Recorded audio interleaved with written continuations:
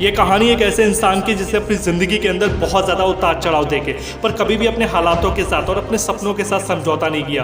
वो अक्सर एक बात कहते थे, सपने वो नहीं जो तुम्हें सोते वक्त आए, सपने तो वो है जो तुम्हें कभी सोने ही ना दे।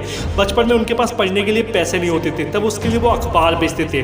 वो इंडिया के 12वें ऐसे राष्ट्रपति बने जिन्हें मिसाइल मैन के नाम से भी जाना जाता था। जी हाँ, आप सही सोच रहे हैं, मैं डॉक्टर एपीजे अब्दुल कलाम की बात कर रहा हूँ। एक बार उनके इंटरव्यू में उनसे एक बार पूछा गया कि किस तरीके से लाइफ के अंदर सक्सेसफुल बना जाता है, तो उन्होंने कहा सबसे बड़ा कि आपके पास एक एम होना चाहिए। दूसरी सबसे बड़ी बात, उसको लगातार आपको काम को करते रहना चाहिए। और तीसरी सबसे बड़ी बात, हमेशा खुद पे विश्वास रखो कि आप उस काम को कर सकते हो और तब तक करो जब तक आप सफल ना हो जाओ। डॉक्टर एपीजे अब्दुल कलाम के बारे में कुछ बातें हम विस्तार से जानेंगे। वीडियो की ओर बढ़ते हैं। डॉक्टर एपीजे अब्दुल कलाम का पूरा नाम अब्दुल फ़ाखुर जलालुद्दीन अब्दुल कलाम था। उनका जन्म 15 अक्टूबर 1931 में तमिलनाडु के रामेश्वर में एक मुसलमान परिवार में हुआ था। उनके पिता जलालुद्दीन एक नाविक थे। उनकी माता आशियम्मा एक गृहिणी थी। उनके परिवार की आर्थिक स्थिति शुरू से ही ठीक नहीं थी, जिसकी वजह से डॉक्टर कलाम को बचपन से ही काम करना पड़ा। वो बचपन के दिनों में अखबार बेचने का काम करते थे। पढ़ाई लिखाई के मामले में वो एक सामान्य से विद्यार्थी थे और एक बात की उनमें रुचि थी, वो हमेशा पढ़ने के लिए तैयार रहते थे। नई चीज़ें सीखने के लिए हमेशा वो घंटों समय देते थे। उन्होंने अपने हाई स्कूल की पढ़ाई रामनाथपुरम स्विच मैक्टिस के स्कूल से पूरी करी। इसके बाद वो तिरुचिरापल्ली चले गए, जहां उन्होंने सेंट जोसेफ कॉलेज में दाखिला लिया, जहां उन्होंने सन 1954 में भौतिक विज्ञान की पढ़ाई पूरी करी। वर्ष 1955 में वो मद्रास चले गए, जहां उन्होंने एयरफोर्स इंजीनियरिंग की पढ़ाई पूरी करी। वर्ष 1960 में कलाम ने मद्रास इंस्टीट्यूट ऑफ टेक्नोलॉजी से इंजीनियरिंग की पढ़ाई पूरी करी। मद्रास इंस्टीट्यूट ऑफ टेक्नोलॉजी में इंजीनियरिंग की पढ़ाई पूरी करने के बाद कलाम ने रक्षा अनुसंधान और विकास संगठन में वैज्ञानिक के तौर पर भर्ती हुए। कलाम ने अपने कैरियर की शुरुआती भारतीय सेना के लिए एक छोटे से हेलीकॉप्टर का डिजाइन बनाकर किया था। डीआरडी में कलाम को उनके काम से संतुष्टि नहीं मिल रही थी। कलाम पंडित जवाहरलाल नेहरू द्वारा गठित Indian national committee for space research के सदस्य भी थे। इस दौरान उन्हें प्रसिद्ध अंतरिक्ष वैज्ञानिक विक्रम साराभाई का साथ काम करने का अवसर भी मिला। वर्ष 1959 में उनका स्थानांतरण भारतीय अंतरिक्ष अनुसंधान संगठन यानी इसरो में कर दिया गया।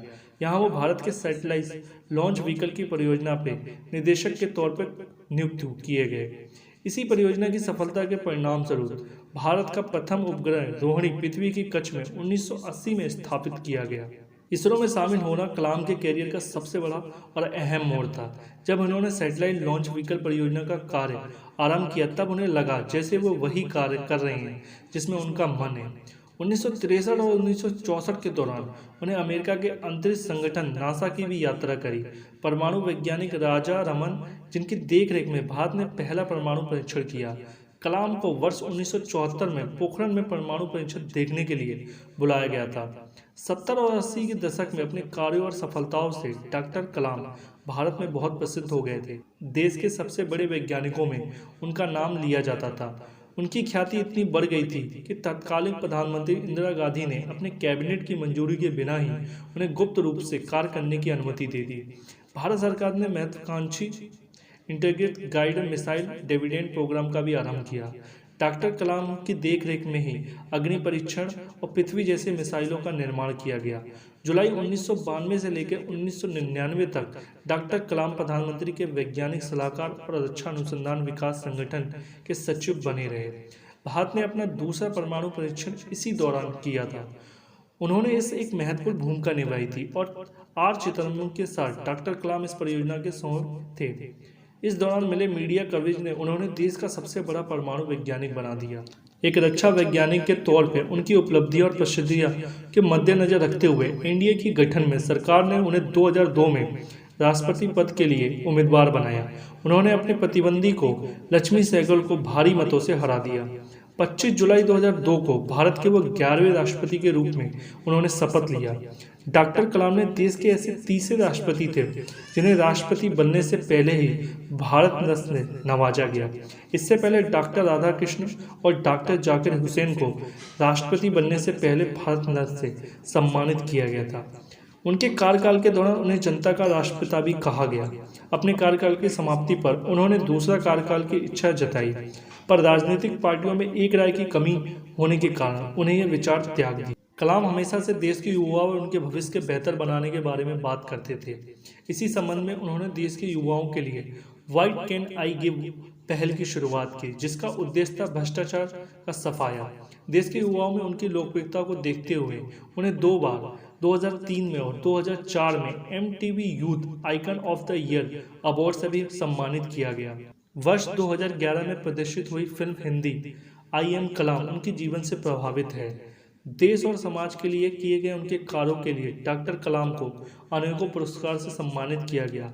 लगभग 40 विश्वविद्यालय ने उन्हें मानद डॉक्टर की उपलब्धि दी है। भारत सरकार ने उन्हें पद्म भूषण और भारत के सबसे बड़े नागरिक यानी भारत रत्न से भी सम्मानित किया गया है। 27 जुलाई 2015 में भारतीय प्रबंध संस्था शिलोंग में अध्यापन के कार्य के दौरान उन्हें दिल का दौरा पड़ा, जिसके बाद करोड़ों लोगों के प्रिय चहीते डॉक्टर APJ अब्दुल कलाम सदा के लिए हमें छोड़ के चले गए।